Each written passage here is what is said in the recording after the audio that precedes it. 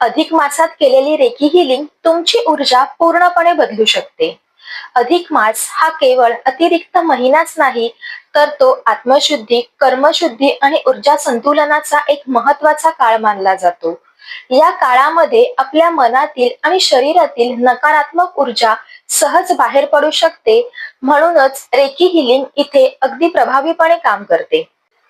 Recce healing मुळे मन शांत होतं, औरा क्लिन्झिंग होतं, चक्रा बॅलन्स व्हायला मदत होते, जुने इमोशनल ब्लॉक्स रिलीज व्हायला मदत होते आणि पॉझिटिव्ह व्हायब्रेशन्स वाढायला लागतात. अधिक मासात जर आपण सेल्फ रेकी हीलिंग केलं तर आपल्याला आतून शांतता आणि हलकेपणा अनुभवायला मिळू शकतो.